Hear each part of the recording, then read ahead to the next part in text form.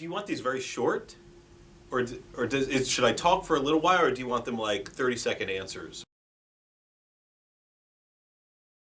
My advice to people that want to make a documentary film is, I'll go again. The advice I would give to someone who wants to make a documentary film is just to simply begin doing that.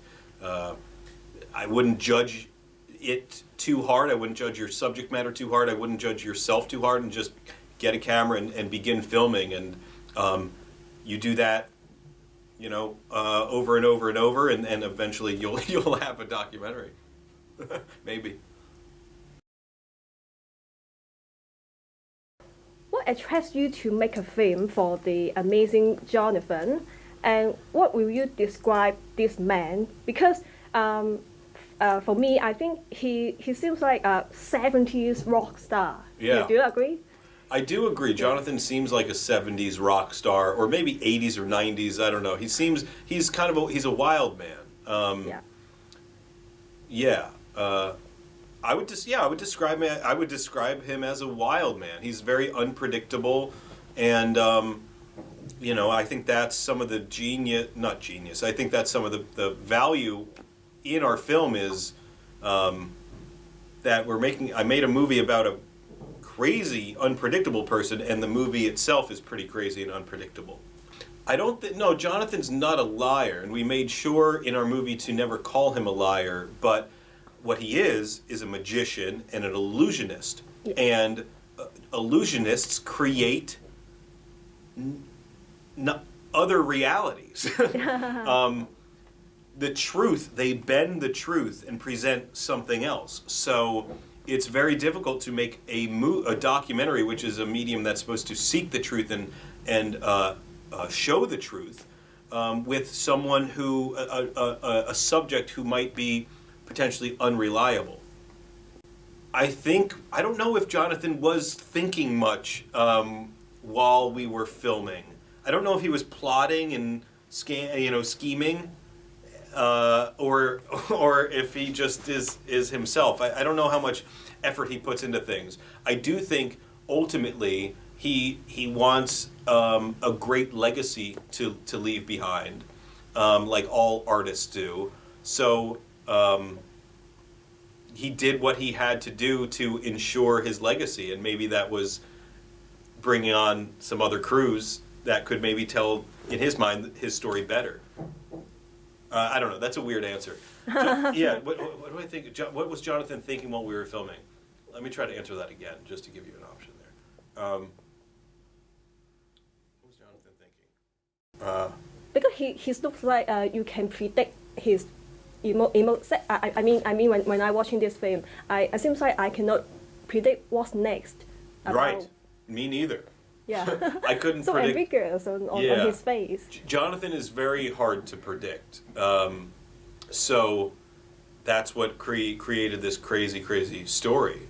I don't think he doesn't even know where he's going next. So how could his filmmaker know? You just kind of have to it's like a carnival ride where you got to you buy a ticket and you get in and you put on your seatbelt and you hope for the best. You don't know. Just follow his direction. Yeah. Being with this wild legend with temper sometimes. Yeah. Yeah. So keeping distance with him, you cannot keeping distance. You cannot too close.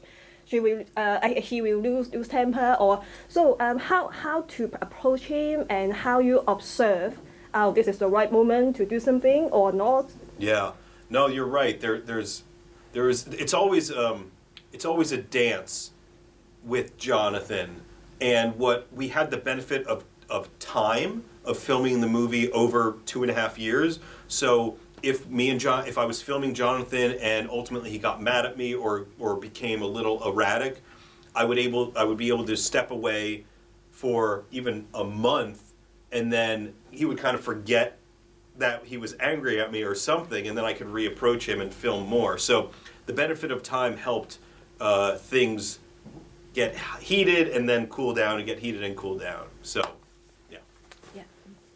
Just understand more his habits, and then you can approach him more easier.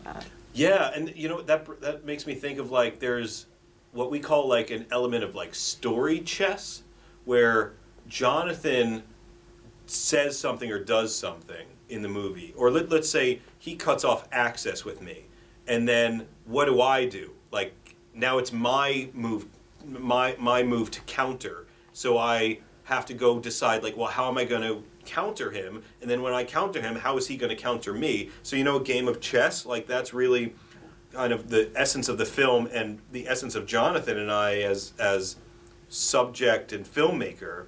He makes a move. Okay, now it's up to me to make a move, and it's this weird dance. The winner. That's a very good question. Who's the winner? Without giving away the ending, I thought. Well, I don't know what I thought. Who's the winner? That's a very good question, and in reality, and you can't do this in a game of chess, but we did it in our game of chess. We both win. The ending that we found makes me the winner because I was able to get have him kind of forgive me, and so he wins because he gets what he wants in the end. I get what I want in the end, and we both get each other. So we both win. We both have a successful movie we're proud of. So we both win.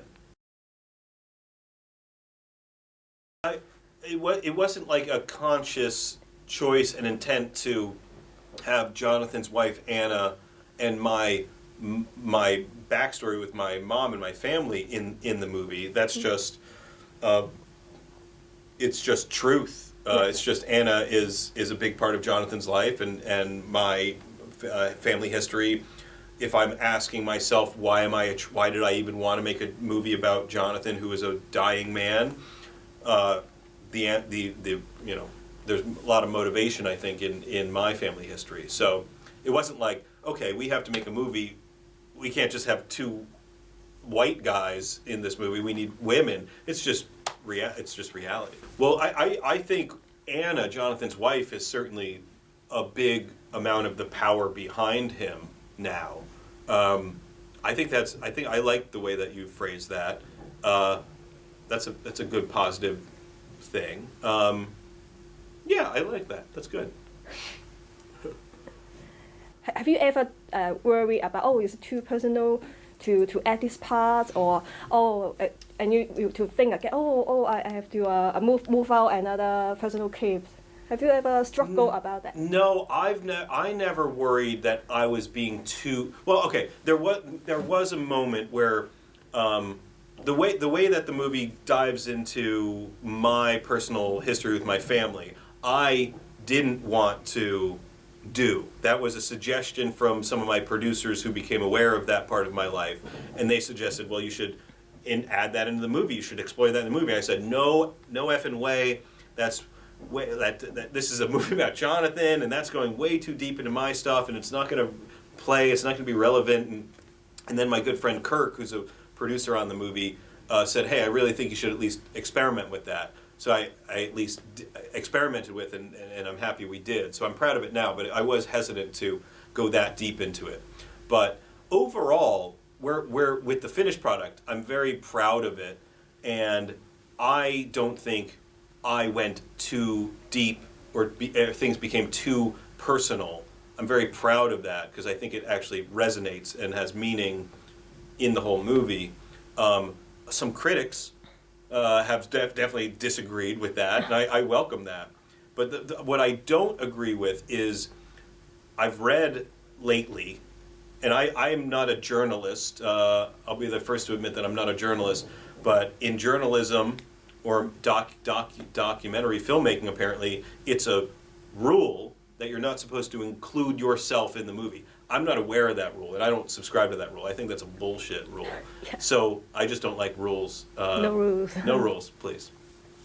Thank you. If the film goes smoothly and straightforward to complete, what would it be? Have you ever imagined this? Yes. I don't think if there weren't as many problems and interesting elements and issues that I encountered in making the movie, I don't know if I would actually have a finished movie now. I think it might have, for me, run its course. So I'm very grateful. I think, like I said, I'm very grateful for all the problems that I did encounter, because I think it made for a much more interesting, relatable movie that has a lot of humanity there. I think there's a lot of humanity that we can see in Jonathan, and a lot of humanity in the struggles of trying to make a documentary about Jonathan. So I'm very grateful for all the problems, because I think we have a special movie because of it. It's wrong to be right.